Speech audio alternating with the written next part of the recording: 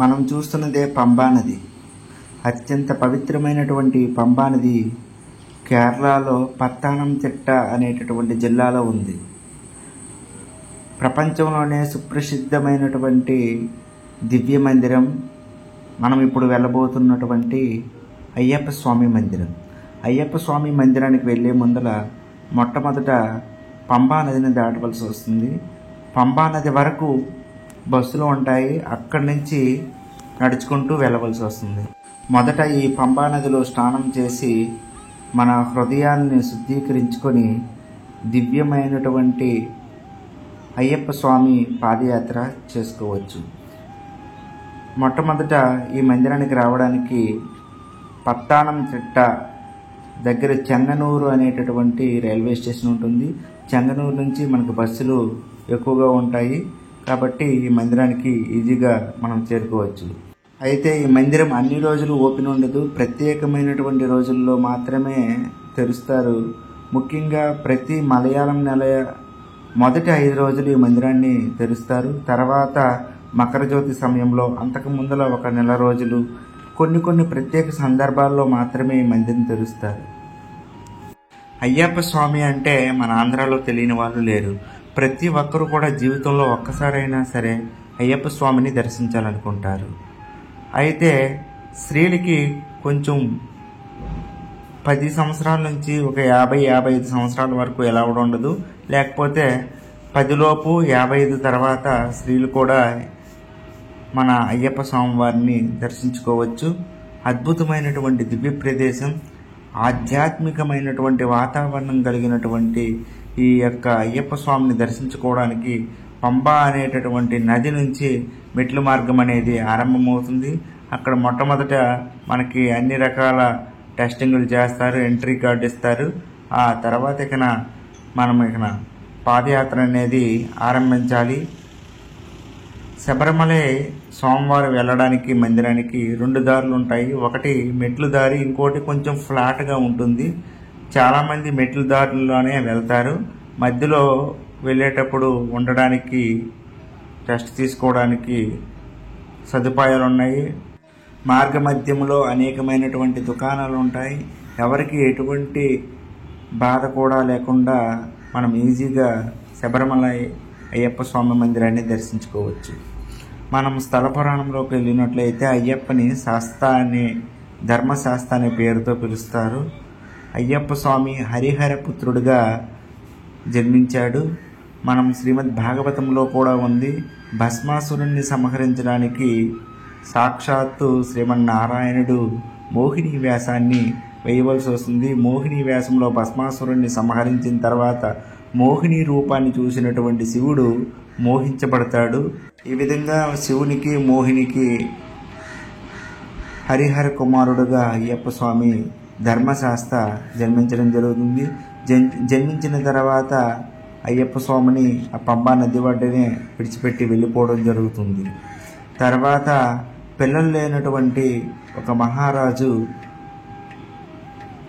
కంఠములో మణితో మెరిచిపోతున్నటువంటి ఆ దివ్య బాలుణ్ణి చూసి తన కుమారుడుగా స్వీకరించడం జరుగుతుంది. ఈ విధంగా రాజుకి పిల్లలు లేని లోటు తీరిపోతుంది. ఈ విధంగా మణి కంఠంలో ఉండడం వల్ల మణికంఠ అనే పేరుతో స్వామివారిని పిలుస్తారు. అయ్యప్ప స్వామి అవతరించడానికి ఒక ముఖ్య కారణం ఉంది.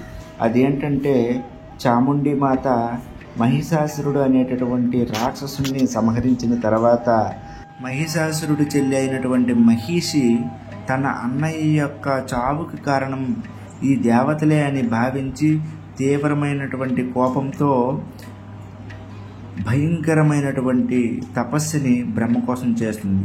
బ్రహ్మ సంతోషించి ఏం వరం కావాలో కోరుకో అని అడగగానే, స్వామి నాకు ఏ జీవి వల్ల కూడా చావు ఉండకూడదు, ఒక్క 2 పురుషులు కారణంగా జన్మించినటువంటి శిశువుతో సప్ప అనేటి ఆ వరం పొందినటువంటి మహిషి ఈ దేవతలందరినీ వేధింపసాగింది.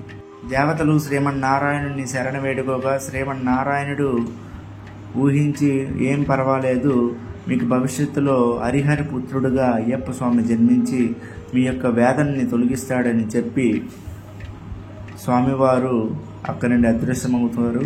ఆ తర్వాత అయ్యప్ప స్వామి ఇప్పుడు రాజశేఖరుడు అనేటటువంటి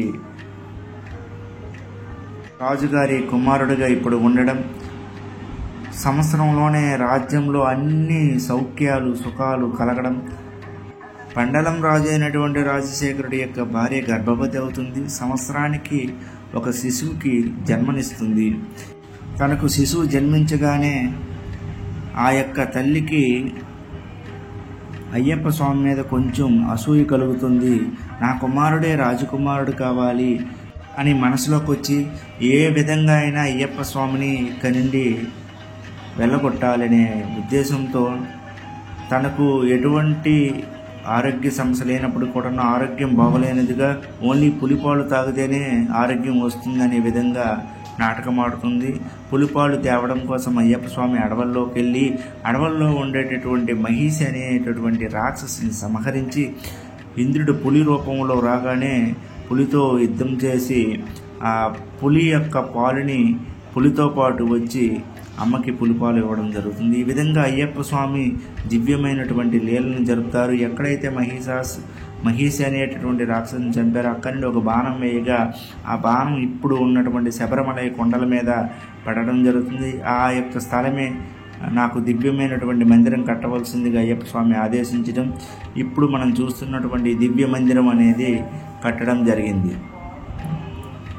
శబరిమలై అనే కొండకి శబరి అనేటటువంటి రామభక్తురాలు వల్ల ఈ పేరు కలిగిందని అంటారు. ఒకప్పుడు శబరిమాత రాముడి కోసం మాతంగ ఋషి అనేటటువంటి ఆశ్రమంలో ఉంటూ మాతంగ ఋషిని సేవ చేస్తూ మాతంగ ఋషి యొక్క ఆదేశానుసారం రాముడి కోసం వేచి చూస్తూ ఈ యొక్క ప్రాంతంలోనే కొంతకాలం గడిపిందనేసి అందువలన ఈ యొక్క ప్రాంతం శబరిమలై శబరి అనేటటువంటి కొండ అనే పేరుతో పిలువబడుతుంది. అత్యంత పవిత్రమైనటువంటి కొండ. ఎవరైతే అయ్యప్ప స్వామి మాలను ధరిస్తారో వాళ్ళు మాత్రమే మొదట ఉన్నటువంటి మెట్ల ద్వారా వెళ్ళగలరు. తక్కిన వాళ్ళందరూ ఇంకొక లైన్ ఉంటుంది. ఆ విధంగా అయ్యప్ప స్వామి మందిరంలోకి దర్శనం చేసుకోవాల్సి వస్తుంది.